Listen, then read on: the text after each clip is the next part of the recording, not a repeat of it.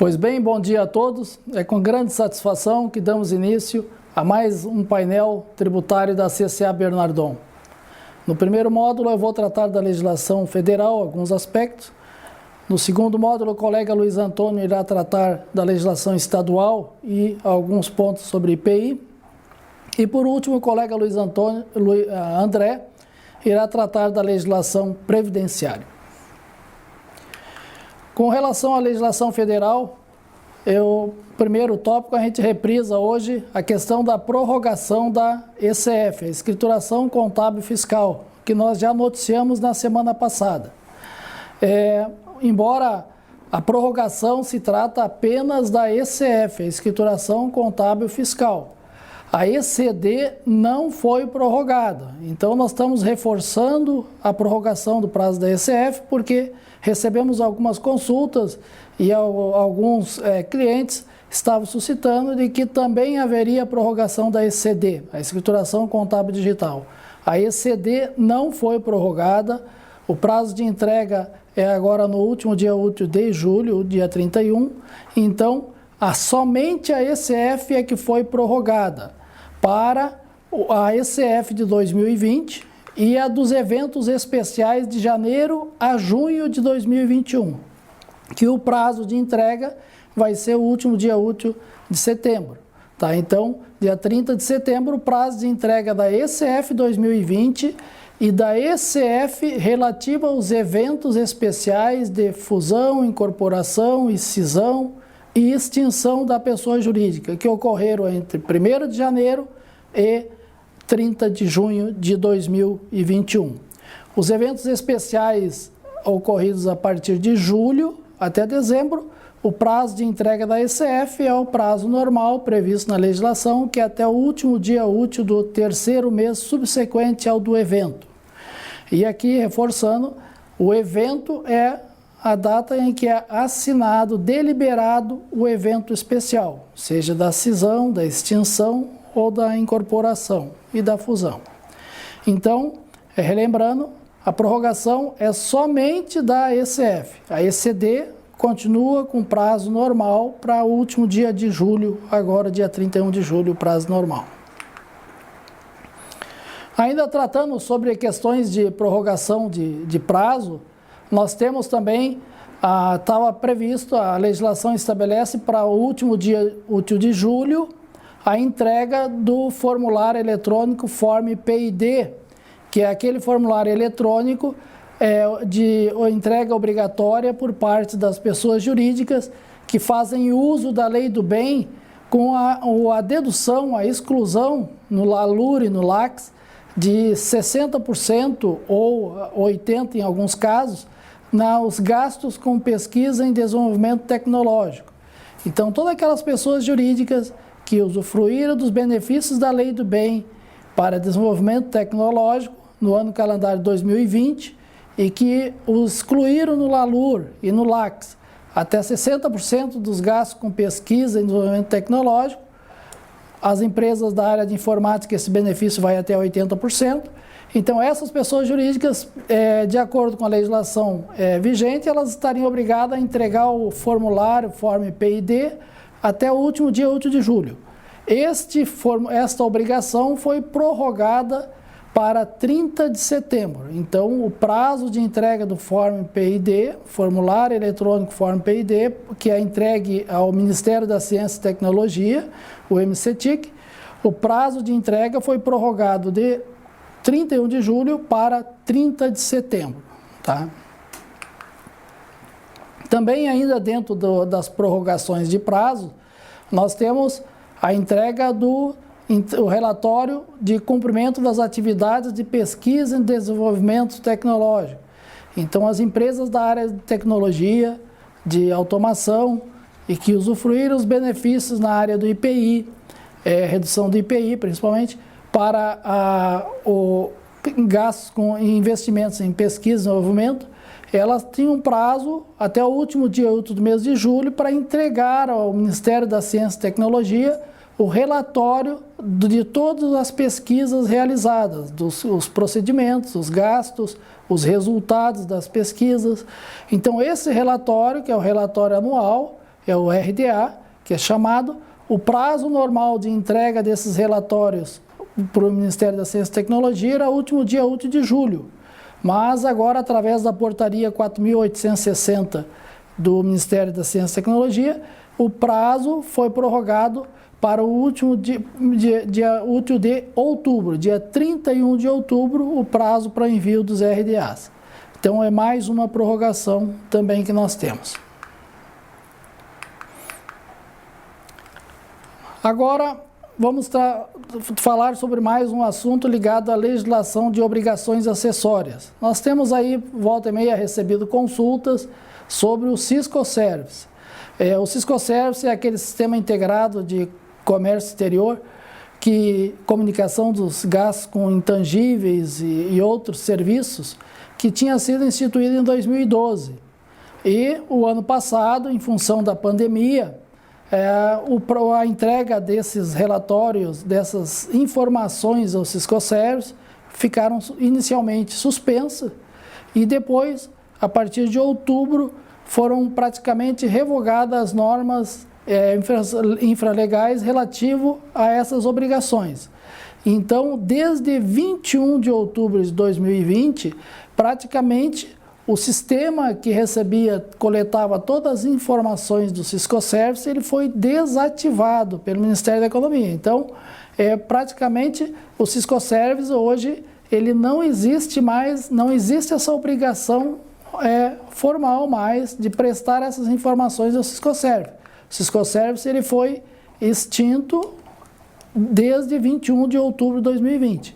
Praticamente no início desse ano nós já noticiamos que o sistema do Cisco Service foi desativado de forma definitiva. Então, salvo qualquer alteração futura que possa vir com relação à restituição do Cisco Service, por enquanto não existe nenhuma obrigação mais de entregar o Cisco Service. Mesmo aquelas pessoas jurídicas que quando ocorreu a suspensão ainda tinham fatos geradores a serem declarados. Então, o sistema do Cisco Service ele está desativado, de modo que as pessoas jurídicas, e inclusive pessoas físicas também estavam obrigadas ao Cisco Service, não têm como prestar mais essas informações. Seja informações que ficaram suspensas, ou em atraso, ou normal. Então, o Cisco Service foi desativado desde 21 de outubro de 2020. E por último aqui vamos tratar sobre uma questão, praticamente uma novidade, assim, algo até meio novo para os contribuintes e algo assim inovador, digamos, por parte da Receita Federal, que é um programa para ajudar as empresas no cumprimento das suas obrigações tributárias. Então, já esses tempos nós já tínhamos falado num painel tributário mais de alguns meses atrás, que a Receita Federal iria passar a adotar medidas de auxílio aos contribuintes para cumprirem com as suas obrigações formais, né? De prestar as informações corretas nas declarações, para entrega, regularizar declarações que foram entregues de forma incompleta ou até mesmo em branco. Então agora, nas últimas semanas, várias empresas receberam na caixa de correspondência ou pelo correio comunicados das obrigações que estão sujeitas e das irregularidades que foram constatadas nas obrigações entregues de anos anteriores. Então, é uma iniciativa da Receita Federal nova e que visa auxiliar os contribuintes para que eles regularizem e cumpram com as suas obrigações fiscais, principal e acessória, de forma correta. Então, praticamente agora, nos últimos dias, a Receita mandou mais de 45 mil comunicações para contribuintes, certo? Onde nessas comunicações a Receita informa o contribuinte as incorreções apuradas nas escriturações anteriores, os dados que deixaram de ser declarados e o modo de proceder à regularização, certo? Então, essas informações, elas vão desde cruzamentos, basicamente de cruzamentos de dados com as informações que a Receita recebe, dos próprios contribuintes, né? Informações relativas à receita bruta, que a Receita Federal levanta através da própria nota fiscal eletrônica, as informações financeiras de cartões de crédito, ou seja, as empresas fazem declarações onde a receita bruta é inferior à venda com cartão de crédito. Então, na verdade, hoje a Receita Federal ela recebe a DECREG das administradoras de cartões de crédito. Ali está informada a receita mínima que as pessoas jurídicas auferiram no ano sobre faturamento. Então, como pode uma pessoa jurídica que recebe no ano, vamos supor, 50 milhões de cartões de receita, valores de cartão de crédito, ter uma receita de 30 milhões, de 20, algo não está conforme. Teria que haver uma explicação para esse caso. Então, a Receita Federal está emitindo vários comunicados dentro desse programa, o Programa de Apoio à Conformidade Tributária, onde ela comunica ao contribuinte de que algo não está conforme na sua base de dados, seja receita, custos. Então, realmente é um procedimento, um modo inovador por parte da Receita Federal e que vai auxiliar principalmente as pequenas e médias empresas a se autorregularizarem.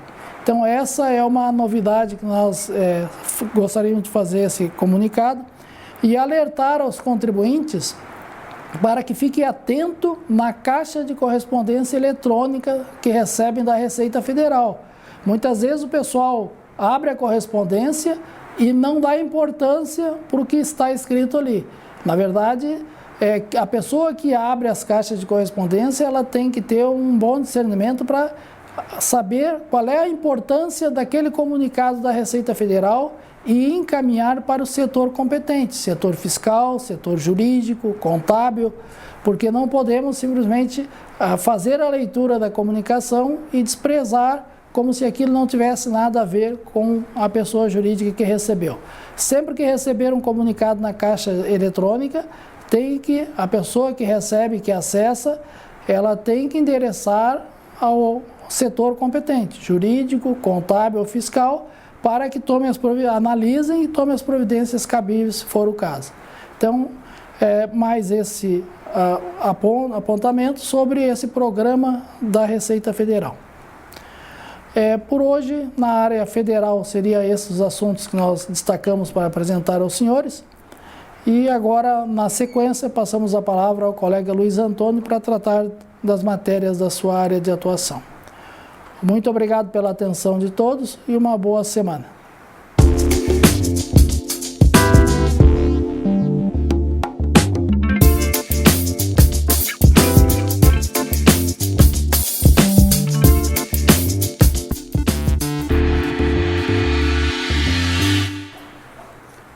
Bom dia a todos. Então, dando continuidade ao painel tributário da CCA, passamos agora então para os assuntos vinculados à esfera estadual, na questão tributária, da legislação tributária, e também vamos tratar, ainda que especificamente de um item, sobre a legislação do IPI. Trata-se do bloco K completo em 2022, quanto à sua obrigatoriedade. Muitos ouvem a respeito do bloco K e muitas vezes não têm uma identificação bem adequada a respeito. Trata-se de uma parte da escrituração fiscal digital que compõe o SPED, chamada EFD-ICMS/IPI. Este arquivo que se entrega mensalmente à Receita Federal e estadual, porque é vinculada também, ele é dividido por blocos identificados pelo alfabeto. Então, nós temos várias letras, As principais, o bloco C, temos o bloco D, temos o bloco G, que trata do ativo imobilizado, e temos o bloco H, que trata do registro de inventário, e temos o bloco K, que trata do livro registro da produção e do estoque. É um livro que foi implementado ainda na época em que os livros fiscais eram escriturados manualmente, Posteriormente, passou a ser exigido por processamento de dados, mas a partir de 2009 passou a ser vinculado ao SPED, né? O Sistema de Escrituração Eletrônico, né? Nós temos então o bloco K, que é uma parte então desta escrituração e que teve já a sua implementação já desde 2017, sendo obrigando diversos contribuintes, né, a apresentar este bloco, e foi escalonado. Alguns já em 2019, outro em 2020, outro em 2021, 2022. E nós temos então agora para o ano de 2022, nós temos a escrituração do bloco K completo, né? Porque nós temos também hoje a apresentação do bloco K simplificado, em outras palavras, né? Que é somente 2 registros, o K200 e o K280, né? Para a maioria das empresas. E no caso do bloco K completo, é somente para as empresas que tiveram faturamento igual ou superior a 300 milhões no segundo ano anterior. Então, para 2022, aquelas empresas que no ano de 2020 faturaram mais que 300 milhões, estarão obrigadas a entregar o bloco K completo, né? Relativamente às divisões e grupos já estabelecidos previamente, né, pelo ajuste CINIEF número 2, de 3 de abril de 2009, né, vinculados ao CNAE. Então, nós temos os CNAEs, né, de classificação na divisão 23 e nos grupos 294 e 295, que em princípio seria agora a partir de 1º de janeiro de 2021 e foi prorrogado já no ano passado para 2022. E também as divisões do CNAE, números 10, 13, 14, 15, 16, 17, 18, 19 e 20, e também 21, 22, 24, 25, 29, 26, 28, 31 e 32, todas divisões do CNAE, que devem, então, ter a apresentação do bloco K completo, a partir de 1º de janeiro de 2022. Então, os contribuintes devem analisar pelo seu CNPJ, né, quais as divisões do CNAE ou grupos do CNAE em que se encontram,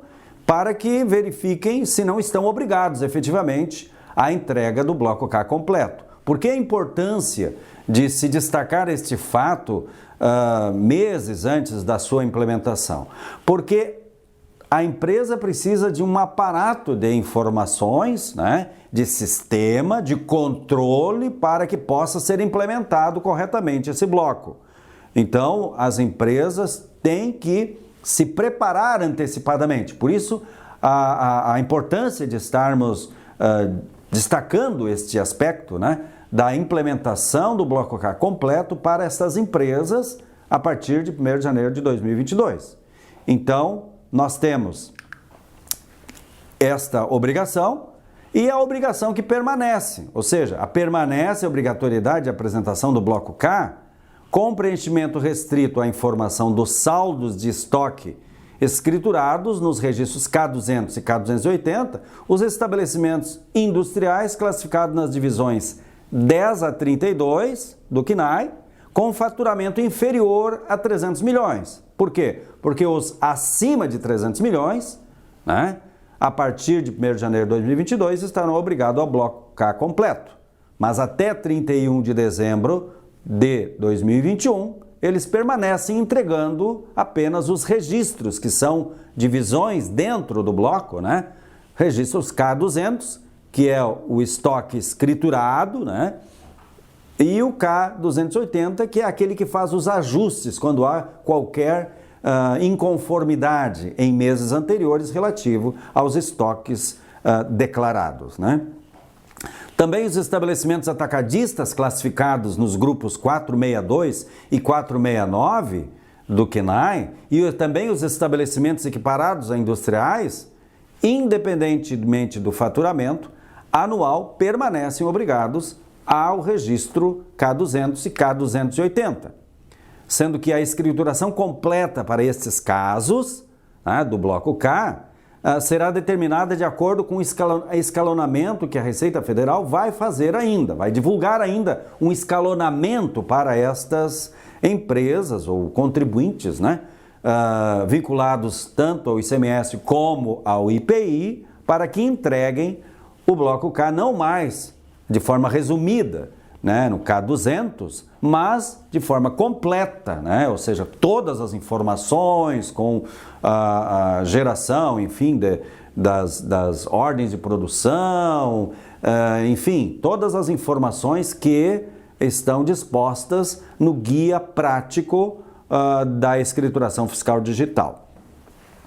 E é importante que se destaque que somente a escrituração completa do bloco K da escrituração fiscal digital desobriga a escrituração do livro modelo 3, aquele livro, Registro da Produção e do Estoque. Por quê?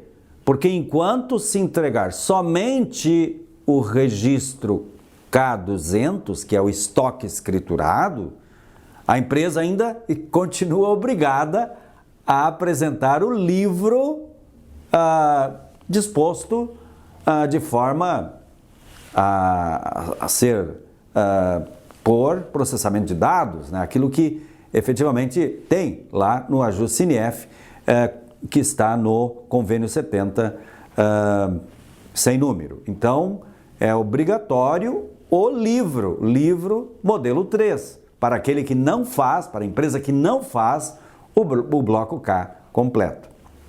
Então, por isso a importância de se observar a atividade do estabelecimento. Então, verificar a atividade do estabelecimento, que consta lá no CNPJ, né?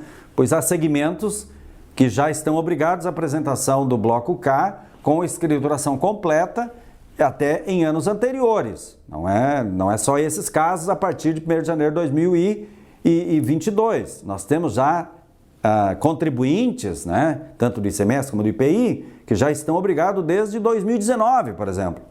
1º de janeiro de 2019, vários KNAIs, né, divisões de KNAI, por exemplo, o KNAI 11, fabricação de bebidas, o KNAI com divisão 12, fabricação de produtos de fumo, os grupos, né, 291, fabricação de automóveis, caminhonetas, utilitários, também o grupo 292, fabricação de caminhões e ônibus, o grupo 293, fabricação de cabines, carrocerias, reboques para veículos automotores. Isto desde 1º de janeiro de 2019 já estão obrigados ao bloco K completo. A partir de 1º de janeiro de 2020, ficaram obrigados então aquelas divisões do KNAI 27, por exemplo, né? Fabricação de máquinas, aparelhos e materiais elétricos. A divisão 30, fabricação de outros equipamentos de transporte, tipo embarcações, aeronaves, veículos militares de combate, enfim, o que se encontrar na divisão 27 e 30 do KNAI, desde 1º de janeiro de 2020. Então, é importante observar a obrigatoriedade da entrega completa do bloco K da escrituração fiscal digital. Então, por último, é importante que se destaque que os contribuintes devem observar todas as regras que estão no guia prático e todas as regras previamente estabelecidas no ajuste CINIEF 2 de 2009, especialmente a cláusula 3ª, nos parágrafos 7º a 10, que trata da obrigatoriedade, né, e apresentação desse bloco da escrituração fiscal digital, a chamada EFD ICMS/IPI. Então, vinculando então assuntos de legislação estadual, né, do Rio Grande do Sul, por exemplo, e até mesmo dos demais estados, e o IPI, a questão do bloco K completo, de suma importância para as empresas, principalmente as que faturam mais que 300 milhões, né? E lá em 2020 já estavam faturando valores superiores a esse montante. tá? Depois, passando agora especificamente para a legislação estadual do Rio Grande do Sul, né? Tivemos publicações de notícias importantes, né? E a publicação de apenas um decreto. As notícias divulgadas no site da Secretaria da Fazenda do Estado do Rio Grande do Sul, nos dias 16 e 21, dizem respeito aos novos programas de autorregularização. O que são esses novos programas de autorregularização? A autorregularização é quando o Estado verifica alguma irregularidade que é recorrente, né, em diversos contribuintes, ou quem sabe de um segmento inteiro, né, ou quem sabe todos os contribuintes no Estado, né? Então, o Estado promove, então, a possibilidade de os contribuintes se declararem, né, a respeito das dívidas ou irregularidades que praticaram, que provavelmente, né, tenha sido por desconhecimento, né, ou algum outro motivo que o Estado entende que merece ser, então, concedida a possibilidade de o contribuinte se autodeclarar, né, declarar a sua dívida, né? Então, normalmente, é através de uma denúncia espontânea, né, ou até mesmo de um recolhimento feito com a informação ao fisco daquilo que foi realizado em termos de irregularidade, que agora está sanada com multa e juros, né, de acordo com a legislação que trata apenas do aspecto moratório, né? Então seria a multa mínima, né, e os juros Selic, no caso do Rio Grande do Sul. Então nós tivemos duas possibilidades instituídas pelo Estado do Rio Grande do Sul de autorregularização. A primeira diz respeito ao aproveitamento de créditos fiscais presumidos do segmento de vinho e suco de uva em valores superiores ao estabelecido na legislação. Nós temos na legislação a possibilidade desses contribuintes realizarem créditos de 5% sobre o valor das operações, né? Com as condições estabelecidas no regulamento. Uma delas é que seja para destinatário localizado no Rio Grande do Sul. Então, ocorre muitas vezes que por desconhecimento ou, quem sabe, algum deslize, né, se faça créditos também em operações interestaduais. Então, foram créditos superiores ao estabelecido na legislação, ou seja, algo que foi feito, aproveitado como crédito presumido, mas que não era permitido segundo as condições estabelecidas na legislação regulamentar do ICMS gaúcho. A segunda diz respeito às empresas contribuintes do Simples Nacional, com o objetivo de oportunizar a regularização de isenções indevidas, a utilização das isenções ou até mesmo das reduções da tributação do ICMS, que é o imposto estadual, né, que foi aproveitado incorretamente, né, ou em desacordo com a lei que instituiu o Simples Gaúcho, lá pela Lei 13.036 de 2008. Tá? As inconsistências, então, que o Estado veio a constatar, são decorrentes da revisão do Simples Gaúcho, que foi implementado por meio da lei, aquela que estabeleceu a reforma tributária aqui no Rio Grande do Sul, no final do ano passado, que é a Lei número 15.576, publicada no final de dezembro de 2020. Então, muitas empresas, ou quem sabe contadores dessas empresas, não tomando conhecimento das alterações, continuaram declarando na forma antiga, né? Então, utilizando uma isenção em importância maior do que a devida, porque a isenção ficou reduzida a 50% da que era até 31 de dezembro de 2020, né? E as reduções também tiveram, digamos assim, a sua exclusão implementada por esta lei. Então, é importante que as empresas que se encontrarem nesta situação, os contribuintes que se encontrarem, ou os mesmos contadores que não observaram essas regras estabelecidas, sejam, então, observadores, né, desta autorregularização que o Estado está promovendo, mandando para as caixas eletrônicas dos contribuintes, até mesmo um alerta, né, quanto à possibilidade da regularização destas situações que envolvem inúmeros contribuintes no estado do Rio Grande do Sul. Tá? Por último, nós tivemos então o decreto número 56008, publicado no dia 23 de julho agora de 2021. Ele trata do diferimento parcial do pagamento do ICMS nas saídas de matéria-prima, material secundário, material de embalagens, peças, partes e componentes destinado ao estabelecimento industrial localizado no estado do Rio Grande do Sul para a fabricação de veículos para transporte coletivo de passageiros, classificados nas NCMs 870210 e 870220, né, que até 31 de julho agora, né, se aplicam somente para estes veículos, nestas classificação, mas a partir de 1º de agosto estará estendido o mesmo benefício do diferimento parcial para a fabricação de quaisquer veículos de transporte coletivo de passageiros da posição 8702, não só mais vinculado à posição 1000 nem a 2000, mas de modo geral na NCM 8702. E ficou acrescentado ainda também para os veículos para transporte de mercadorias da posição 8704.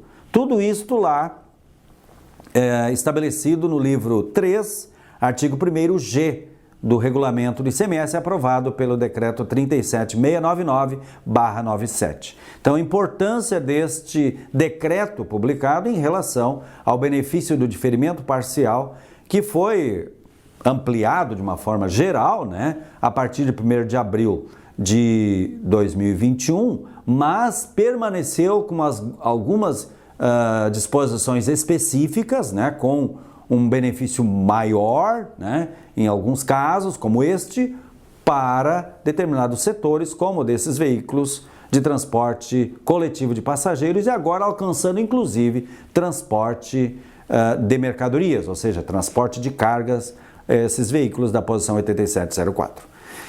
Então, eram estas as informações que nós gostaríamos de trazer para os senhores, né, neste painel que nós estamos apresentando, né? E a palavra agora fica com o colega André, que vai tratar da legislação previdenciária, e desde já desejamos uma boa semana a todos e muito obrigado.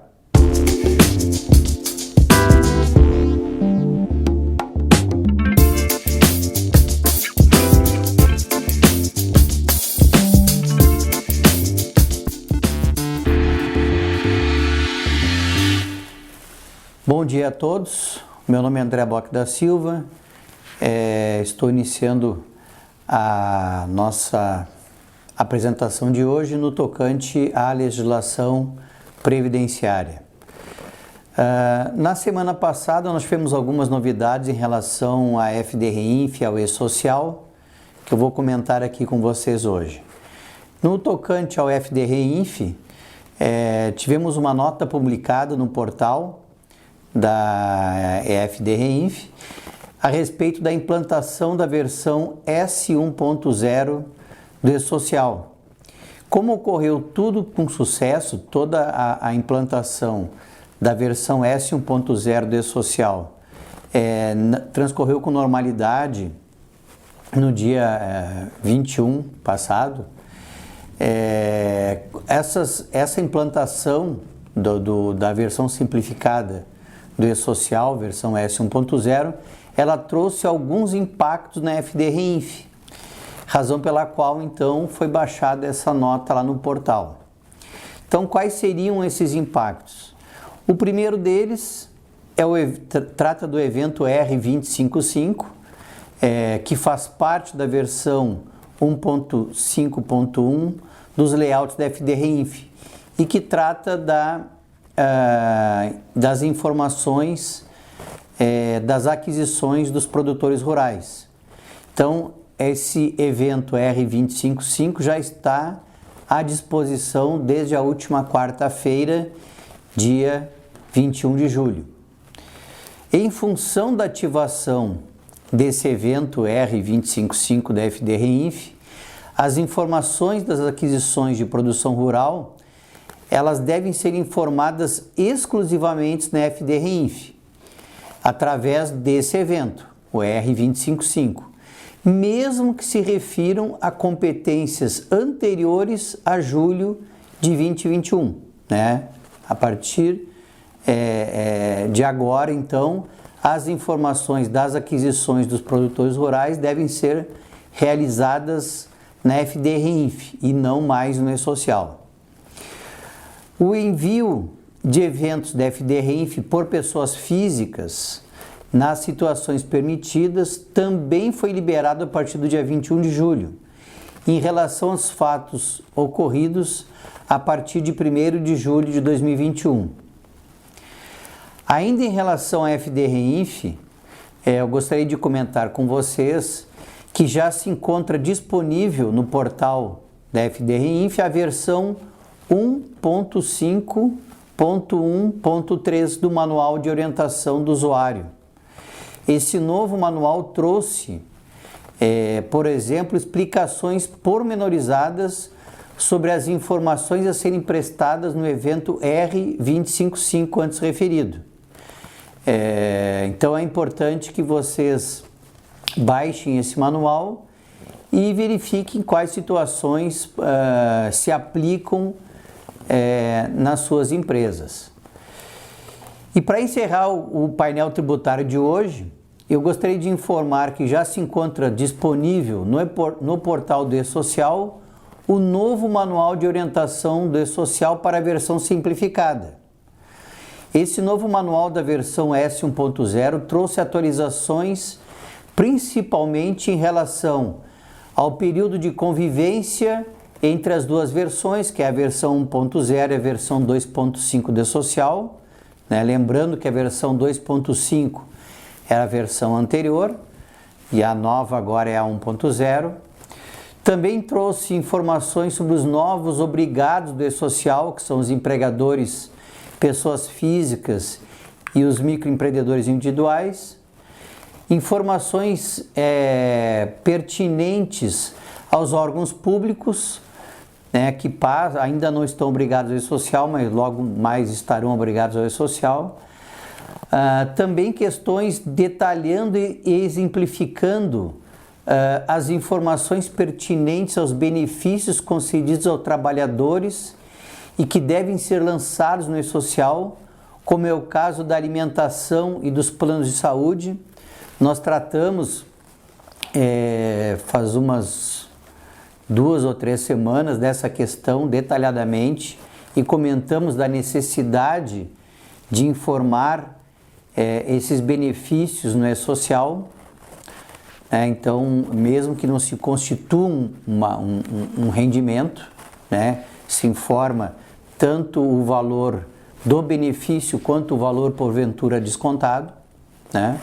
Então essas seriam as principais novidades que eu gostaria de trazer para vocês e que repercutiram na questão do E-Social e na FDRINF e que ocorreram na semana passada. Agradeço a todos a participação desse nosso painel tributário e desejo um bom dia e uma ótima semana. Obrigado.